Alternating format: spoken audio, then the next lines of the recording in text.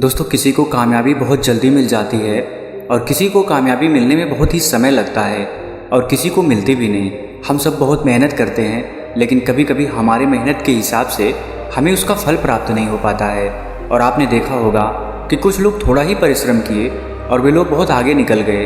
आप कहते भी होंगे, अरे वह तो पढ़ने में मेरे से धीमा था, लेकिन फिर भी हमसे आगे निकल गया। आप जो सोच रहे हैं वह चीज़ आपके हिसाब से नहीं हो रही है और बार बार असफलता का मुँह ही देखना पड़ रहा है और अंत में खुद को आप लाचार पा रहे हैं, खुद को कमज़ोर पा रहे हैं। कई बार होता है कि हम सब इतने असफल हो जाते हैं कि फिर हमारा मन टूट जाता है।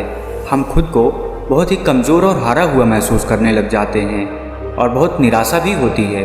और निराशा क्यों ना हो, दुखी क्यों ना हो हम, क्योंकि हमने तो बहुत परिश्रम किया था, जितना हमसे होना चाहिए था उतना किया था, लेकिन मुझे उस परिश्रम के हिसाब से उसका फल नहीं मिल पाया और एक बार फिर असफलता का मुंह देखना पड़ा।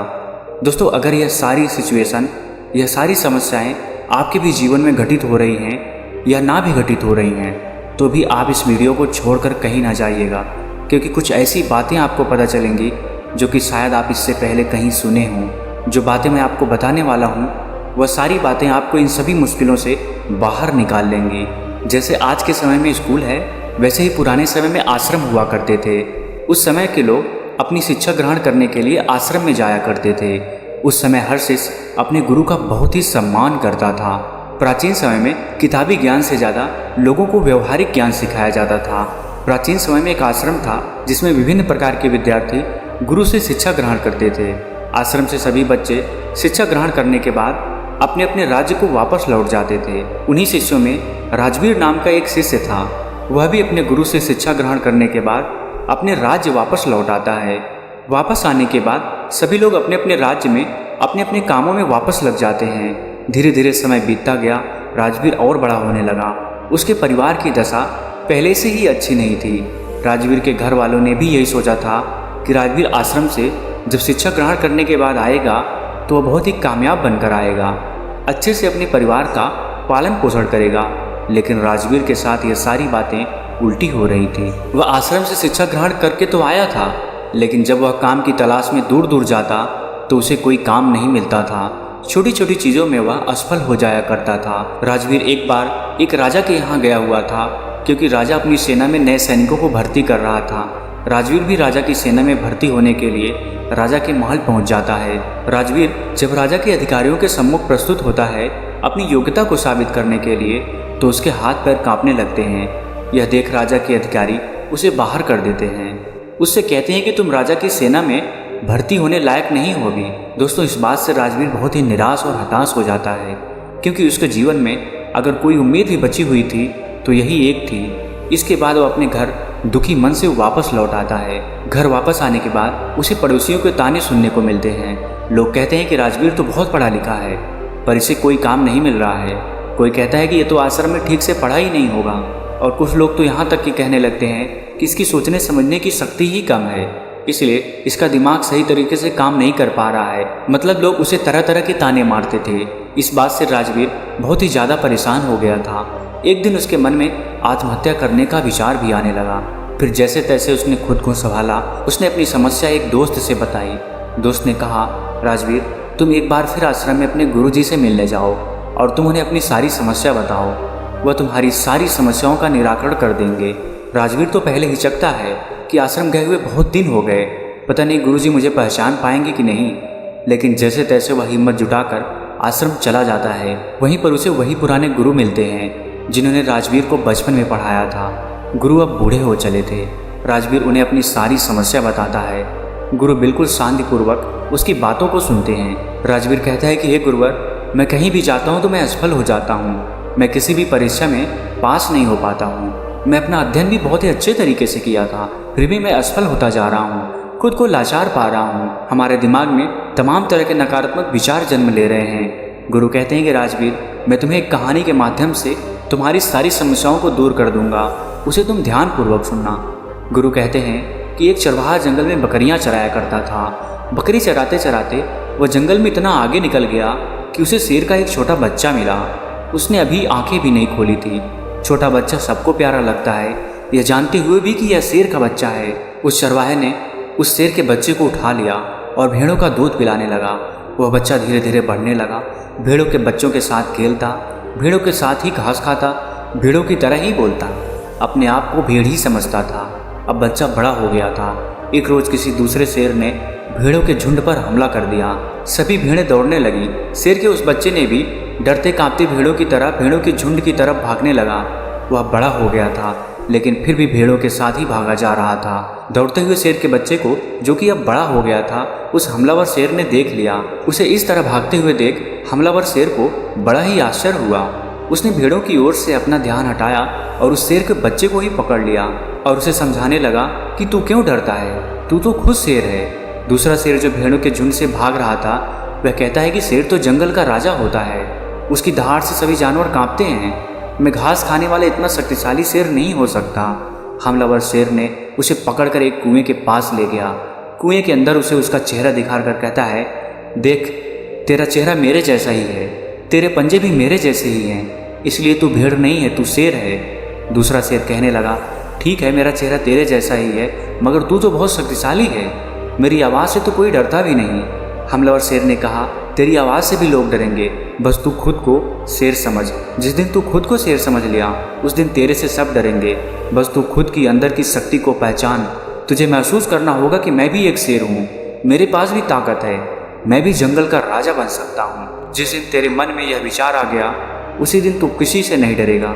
तू डर इसीलिए रहा है, या यूँ कहें कि डरकर इसलिए भाग रहा था क्योंकि तू खुद को भेड़ समझ रहा था। जब तक तू खुद को भेड़ समझेगा, तब तक तू भागता रहेगा, क्योंकि बचपन से ही तू खुद को भेड़ समझते हुए आ रहा था और खुद को भेड़ समझने लग गया था। इसलिए तू डर के भाग रहा था, क्योंकि बचपन से ही लोगों ने तुझे भेड़ ही समझा है, किसी ने तुझे शेर कहकर पुकारा ही नहीं, इसलिए तू खुद को भेड़ समझने लगा। गुरु ने कहा, राजवीर, तुम्हारी भी जिंदगी में यही हो रहा है। तुम्हारे पास सारी योग्यताएं हैं, लेकिन तुम भी खुद को भेड़ ही समझ रहे हो। इसका सबसे बड़ा कारण यह है कि कोई तुम्हें प्रोत्साहित नहीं कर रहा है कि तुम भी कर सकते हो। लोग तुम्हें बस अपनी नकारात्मक ऊर्जा ही दे रहे हैं। लोग तुमसे बस यही कह रहे हैं कि राजवीर पढ़ा नहीं है, राजवीर योग्य नहीं है, इसलिए उसे कहीं पर भी कोई काम या नौकरी नहीं मिल रही है। तुम्हारे चाहने वाले, पास पड़ोस वाले असफलता का डर तुम्हारे दिमाग में भर दिए हैं। बचपन से ही वे लोग तुम्हें अयोग्य ही बोल रहे हैं और अयोग्य ही समझ रहे हैं। इससे तुम्हारी मानसिक दशा अयोग्य सी हो गई है। तुम कैद हो गए हो, तुम खुद को हारा हुआ महसूस करने लगे हो, क्योंकि लंबे समय तक जब किसी को अयोग्य असफल बोला जाएगा तो उसका दिमाग सच में अयोग्य असफल हो जाता है। वह खुद को कमज़ोर और लाचार समझने लगता है, क्योंकि लोगों ने उसे कमज़ोर लाचार ही बोला है। इस दुनिया में प्रोत्साहित करने वाले लोग बहुत ही कम हैं। राजवीर, चारों तरफ लोग तुम्हें बस नकारात्मक ऊर्जाएं ही देंगे। वह तो चाहते हैं कि तुम जिंदगी में सफल ना हो, तुम भेड़ ही बने रहो, क्योंकि वे लोग तुम्हें भेड़ की ही तरह पालना चाहते हैं। उन्हें भी डर है कि अगर तुम शेर बन गए तो तुम उन्हें खा जाओगे, क्योंकि शेर से सब डरते हैं। अर्थात उन्हें डर है कि तुम जिंदगी में आगे निकल जाओगे। अगर जिंदगी में कोई व्यक्ति आगे निकलता है तो सबसे पहले पास पड़ोसियों को ही दुख तकलीफ होती है। सफल होने से पहले तुम खुद को अपने अंदर बदलाव लाओ, खुद को शेर की तरह समझने का प्रयास करो। जिस दिन तुम खुद को शेर और योग्य समझने लगे, तुम्हें खुद पर भरोसा हो जाएगा, तो तुम खुद ही सफल हो जाओगे। गुरु कहते हैं कि राजवीर, अगर किसी बच्चे को बचपन से ही बोला जाएगा कि तू कुछ नहीं कर सकता, तू असफल हो जाएगा, तू गधा है, पढ़ाई भी सही से नहीं कर रहा है, तो ज़िंदगी में वह कुछ नहीं कर पाएगा। ये सभी बातें उसे भेड़ बना देंगी, क्योंकि वह बचपन से ही खुद को भेड़ समझने लग जाता है। यहाँ भेड़ से तात्पर्य यह है कि वह खुद को कमज़ोर और लाचार समझने लग जाता है। उसे लगता है कि वह ज़िंदगी में सफल ही नहीं हो सकता। लोग उसे खुद कमज़ोर बना देते हैं। लेकिन अगर उसके दिमाग में बचपन से ही बोला जाए कि तू शेर है, तू कर सकता है, तेरे अंदर बहुत ताकत है, तेरे अंदर बहुत हिम्मत है, दुनिया की कोई भी ताकत तुझे सफल होने से नहीं रोक सकती। अगर बचपन से यह सब विचार उसके दिमाग में डाल दिए जाएं, तो वास्तव में उसे सफल होने से कोई नहीं रोक सकता, क्योंकि उसके दिमाग में बस गया है कि वह सफल हो जाएगा। उसके दिमाग में यह सभी बातें बैठ जाती हैं, तो फिर यह ब्रह्मांड खुद उसे सफल बनाता है। बच्चा जब 7 साल का होता है तो लोग जो भी बोलते हैं, उसके इर्द गिर्द क्या चल रहा है, वह यह सब बातें बहुत ही अच्छे से सुनता है और समझता भी है। गुरु कहते हैं कि अगर उस 7 साल के बच्चे के अंदर अच्छे विचार, अच्छी सोच और उसके बारे में अच्छा बोला जाए, उससे अच्छा कहा जाए कि तू सब कुछ कर सकता है, तेरे में बहुत हिम्मत है, और सभी सकारात्मक विचार उसके दिमाग में डाल दिए जाएं, तो उसके दिमाग की क्षमता बढ़ने लगती है, उसकी सोचने समझने की शक्ति बढ़ने लगती है और ऐसे बच्चे आगे चलकर अपने जीवन में ज़रूर सफल होते हैं। कोई भी बच्चा कितना भी गधा क्यों ना हो, हमें उसे कभी भी गधा या कमज़ोर नहीं बोलना चाहिए। जब हम किसी बच्चे को कमज़ोर या लाचार बोलते हैं तो वह सच में खुद को कमज़ोर और लाचार समझने लग जाता है। वह समझने लगता है कि वह सच में कमज़ोर है। उसका दिमाग खुद को कमज़ोर समझने लगता है।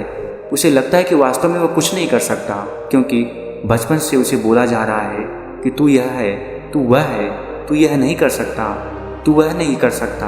तो यह तमाम विचार उसके दिमाग में बैठ जाता है। तो इस विचार से वह ज़िंदगी में कुछ आगे सोच नहीं पाएगा, वह भेड़ ही बन जाएगा। लेकिन वहीं पर अगर उसके दिमाग में बचपन से ही अच्छे विचार डाले जाएं, अच्छी सोच पैदा की जाए, तो आगे चलकर वह एक सकारात्मक ऊर्जा के साथ आगे बढ़ेगा। जब कोई व्यक्ति सकारात्मक ऊर्जा के साथ आगे बढ़ता है तो उसके जीवन में आने वाली सारी बाधाएं खुद ब खुद दूर हो जाती हैं। राजवीर, बचपन से तुम्हारे साथ भी यही हो रहा है। बचपन से लोग तुम्हारे दिमाग में यही सब नकारात्मक विचार भर दिए हैं, जिससे कि बड़े होकर भी तुम यही सब सोच रहे हो। तुम बिना डरे हुए खुद को सकारात्मक ऊर्जाओं से पहले भरो। जब तुम खुद को सकारात्मक ऊर्जाओं से भर दोगे तो फिर तुम अपने आप सफल हो जाओगे। सफलता के द्वार तुम्हारे लिए खुलने लगेंगे। गुरु कहते हैं कि कहीं पर जाने से, कुछ भी करने से पहले अपने मन को सकारात्मक ऊर्जाओं से भरो। तुम्हें असफलता या नकारात्मक विचारों पर ध्यान ही नहीं देना है, तुम्हें बस खुद को सकारात्मक ऊर्जाओं से भरना है।